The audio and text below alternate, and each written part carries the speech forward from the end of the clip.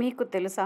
ఒక చిన్న సంఘటన రక్షాబంధన్ పండగలా మారింది. మీరిన్నది నిజమే. ఇది ధర్మయుద్ధం కథలో నిండిన మహాభారతంలో ఒక సంఘటన. ఇప్పుడు మనం జరుపుకునే రక్షాబంధనకు పునాదయ్యింది. రక్షాబంధన్ అంటే మనందరికీ ఇది అన్నా చెల్లెళ్ళ మధ్య ఉన్న ప్రేమకు గుర్తుగా జరుపుకునే పండగ అని తెలుసు. కానీ రాఖీ కట్టి నువ్వు నాకు రక్షణగా ఉండాలి అని కోరే క్షణం ఇది. కానీ ఇది కేవలం ప్రేమపూరిత పండగ మాత్రమే కాదు. దీని వెనుక ఒక గొప్ప చరిత్ర ఉంది. మహాభారత కాలంలో ప్రారంభమైన నిజమైన సంఘటన. అంటే ఒకరోజు శ్రీకృష్ణుడు తన అత్త కొడుకును 100 తప్పుల వరకు క్షమిస్తాను అని, 100 తప్పులు పూర్తి అయిన తర్వాత శిశుపాలుణ్ణి క్షమించను అని మాట ఇస్తాడు. ఒకరోజు రాజసూయాగం జరుగుతుంది. అప్పుడు శిశుపాలుడు మాటలతో తప్పులు చేయడం ప్రారంభిస్తాడు. ఆ తరువాత క్రమంగా దూకుడుతో దుర్వాక్యాలు, అపహాస్యాలు, అహంకారంతో నిండిన మాటలు మాట్లాడతాడు. చివరిగా 100 తప్పులు దాటిపోతాడు. తర్వాత ఏమి జరిగిందంటే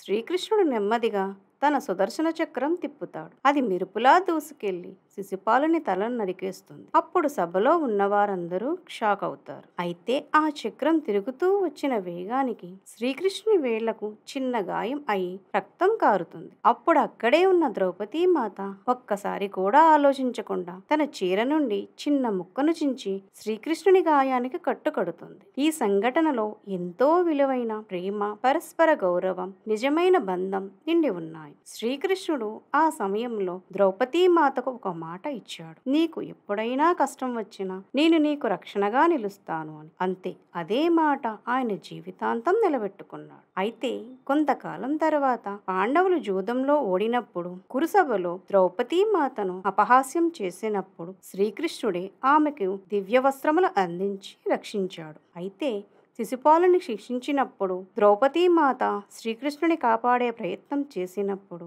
ఆ క్షణం, ఆ బంధం ఒక మాటగా మారింది. నీకు ఎప్పుడైనా అపాయం వస్తే నేను నీకు రక్షణగా ఉంటాను అని. ఇది జరిగిన రోజు శ్రావణ పౌర్ణమి రోజు. అందుకే ఆ రోజు నుంచి శ్రావణ పౌర్ణమి రోజున రక్షాబంధన్ పండగ జరుపుకుంటారు. ఆ రోజున అన్నయ్యకు చెల్లెమ్మ రాఖీ కడుతుంది. అన్నయ్య ఒక మాట ఇస్తాడు, నిన్ను ఎప్పుడూ కాపాడతాను, నీవు ఏ కష్టాల్లో ఉన్నా నిన్ను రక్షిస్తాను అని. ఈ బంధంలోని గొప్పతనం ఏమిటంటే రాఖీ చిన్న దారం కాదు, అది ఒక పెద్ద బాధ్యత. రాఖీ కట్టే చెల్లెళ్ళు ఇలా అనుకోండి, ఈ బంధం నా భద్రతకు గుర్తు అని. రాఖీ కట్టించుకునే అన్నయ్యలు ఇలా అనుకోండి, నేను నా చెల్లెలను జీవితాంతం రక్షిస్తాను అని. అన్నయ్య కేవలం బంధువు కాదు, అతడు ఒక రక్షకుడు. ఇలాంటి మన సాంప్రదాయ కథలు మన పిల్లలకు తదుపరి తరం వారికి చెప్పాలి. అప్పుడే ఈ పండగకి నిజమైన అర్థం తెలుస్తుంది. ఇప్పటి నుండి మనం రాఖీ కడితే అది కేవలం ఫ్యాషన్ కాదని, అది ఒక ధర్మబంధం అని గుర్తు పెడదాం. మీ అందరికీ రక్షాబంధన్ శుభాకాంక్షలు. మీ బంధాలు బలంగా, ప్రేమగా ఉండాలని కోరుకుంటూ ఇలాగే